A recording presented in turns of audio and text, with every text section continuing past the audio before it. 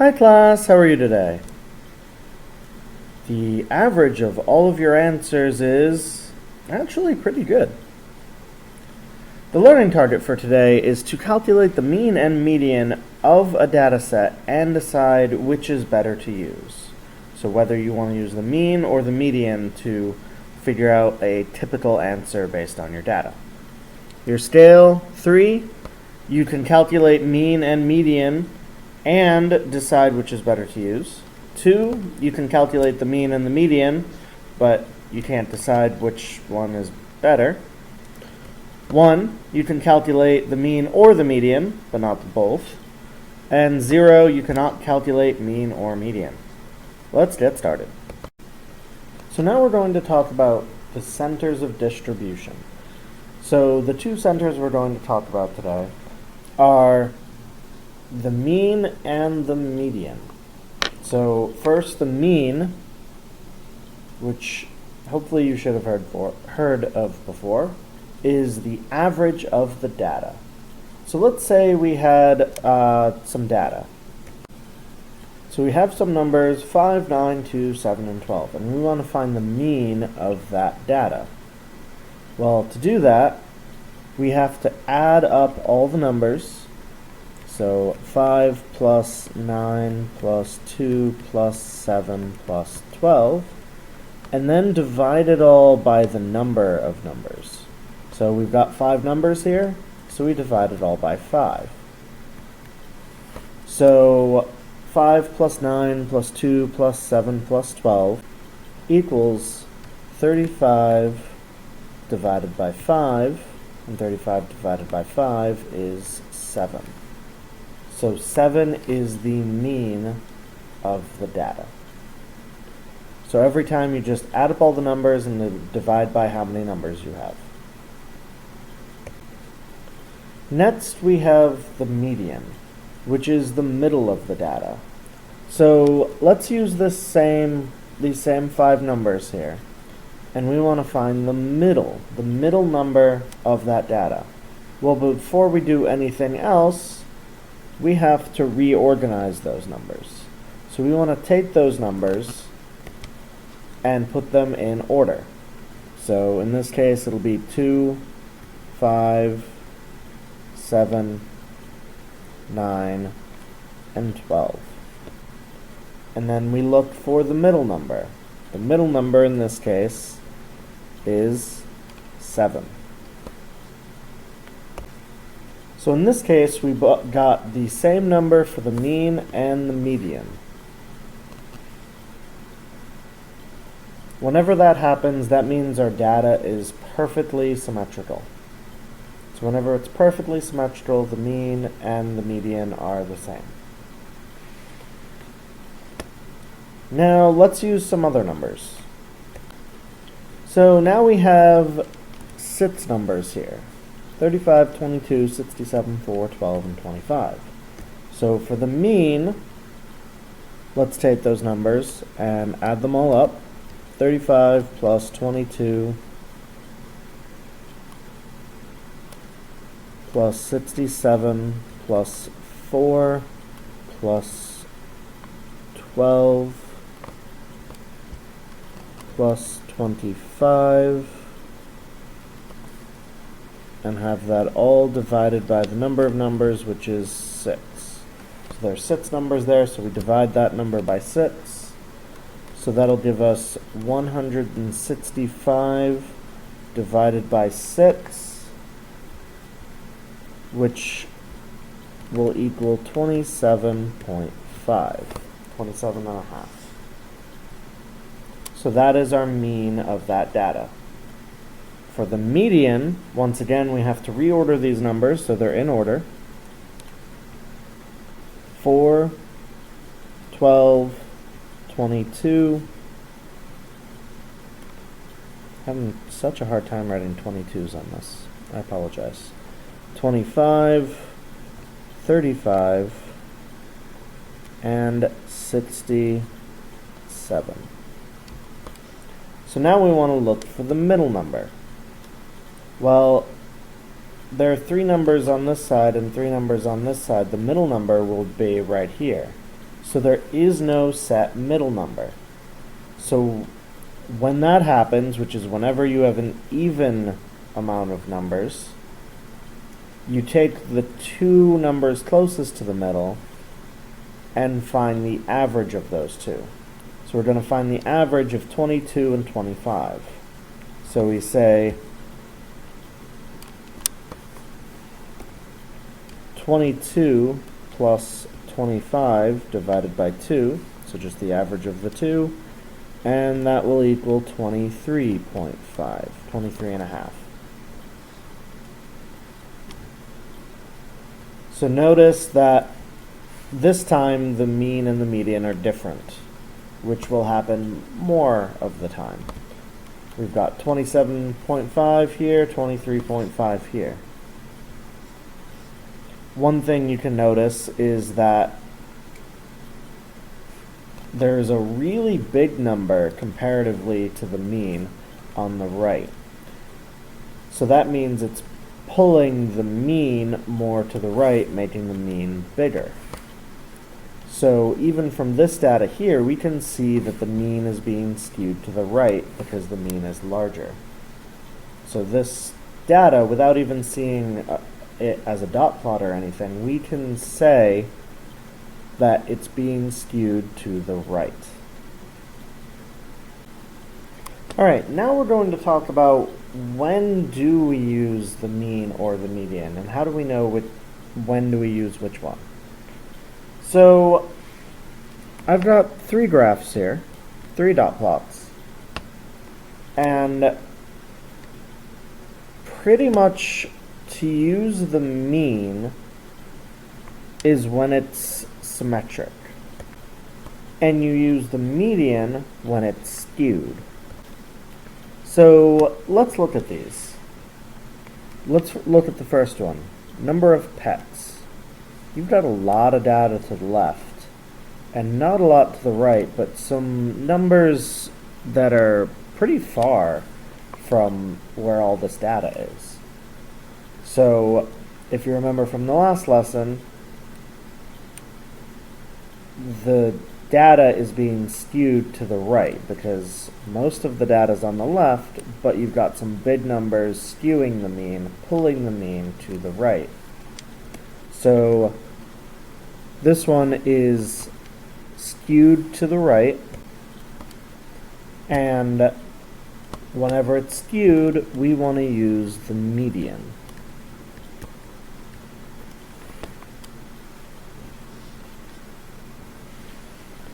Now this next one, east hallway length measurement. So we've got a lot of data in the middle, but that doesn't always matter because you could have far numbers to the right or to the left. However, you've got 2, 2, 2 on the right and 2, 2, 1 on the left. I mean, those are not exactly symmetrical. Absolutely not. They're not exactly symmetrical. However, they're close enough. As long as you have about the same amount on one side as you do the other, then you can call it about symmetrical. So it's approximately symmetrical, and that means we want to use the mean.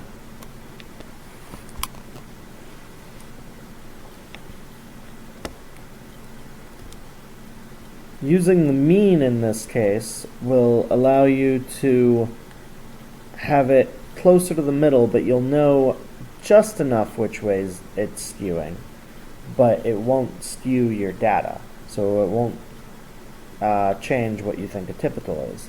This one, it's so much data is pulled to one side that the mean would end up somewhere in here instead of somewhere in here where it should be. And for this last one, we have age of car in years, a lot of data on the right, but some really small numbers compared to up here being pulled to the left, so skewed to the left. And that means we use the median. because again, the mean would end up somewhere over here, and the median would end up more closer to probably over here. Alright, now let's find out these things. So the first one we said we want the median. So let's look at this graph, the number of pets, and find the median. First, you need to count all these dots. They are in order, but you have to count how many there are. If you count them, you'll get 30. So we want the middle dot. So 30 divided by 2 is 15. So we want the 15th dot, going from left to right. So if we look in this pile, there are 4 dots. If we look at this pile, there are 10 dots. 4 plus 10 is 14, so here there are 14 dots. So that means the 15th dot shows up in this pile at the 2. So, easy enough, your median is 2. The next one is the mean. The mean's usually a bit more difficult to find. So first, if you count up all the dots, you can find out that there are 20 dots. So whatever number that they all add up to is then divide by 20. So then add them all up. So essentially what you do is every time there's a dot for that number, you add that number. So essentially you would do 8.2 plus 8.3 plus 8.3 plus 8.4 plus 8.4 times plus 8.5 plus 8.5 plus 8.5 plus 8.5 plus 8.5 all the way through down till you've counted every single one. For your calculator, it might be a bit more simple to say like 8.2 times 1 plus 8.3 times 2 plus 8.4 times 2 plus 8.5 times 5 plus 8.6 times 4 and so on. Either way, however you add them up, you should get, assuming I did this correctly, 171.3. And then divide that by 20 and you should get 8.565. Exactly. Alright, now for the last one. Once again, it's a median one. So count up all the dots here. So if you add up all these dots here, you should get that there are 25. So if there's 25 dots, 25 divided by 2 is 12.5. So that means there is no 12.5 dot. You need the 12th dot and the 13th dot. And then you're going to take the average of those two. So, if you add these up, or if you count these up, you've got 1, 2, 3, 4, 5, 6, 7, 8, 9, 10, 11, 12, 13. So both the 12th dot and the 13th dot land in the 7 pile. So you would go to take the average, which is add them up and divide by 2. 7 plus 7 divided by 2 is 14 divided by 2, which is 7.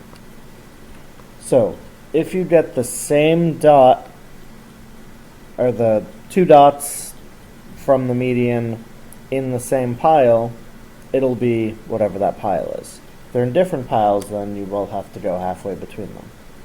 But in this case, it's a straight 7. Alright, now time for the sponge.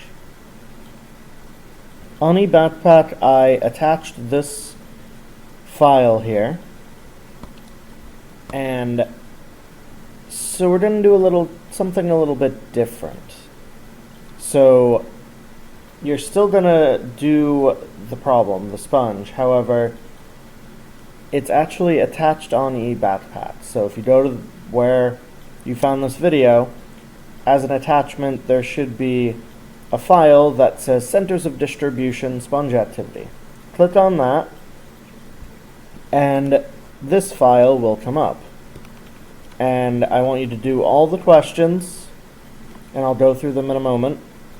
And you can either print it out, and then when you take a picture of the pieces of paper, or you can just write them in your notes, but just let me know that it's the sponge. So you don't have to print it out, but if you want to, you can.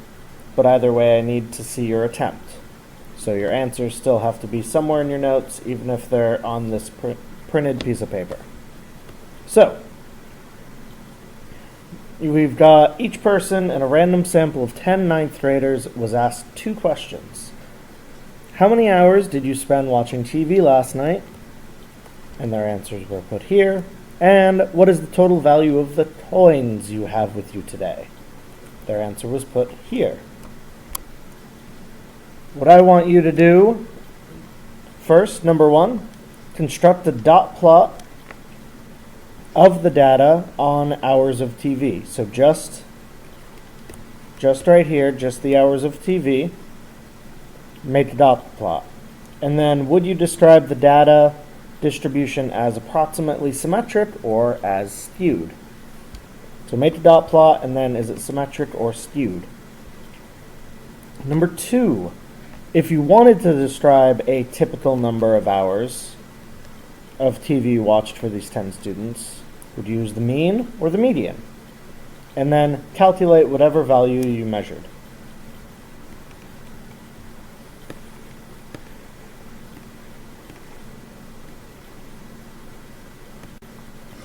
Next, here is a dot plot of the data on the total value of coins. So it took the table and it made a dot plot already. So you don't have to make the dot plot here. Dot plot was already made. So I want you to calculate the values of the mean and the median for this data set. And then finally on number 4, why are the values of the mean and the median that you calculated in problem 3 so different? So just explain that, and then which of the mean and the median would you use to describe a typical value of coins for these 10 students?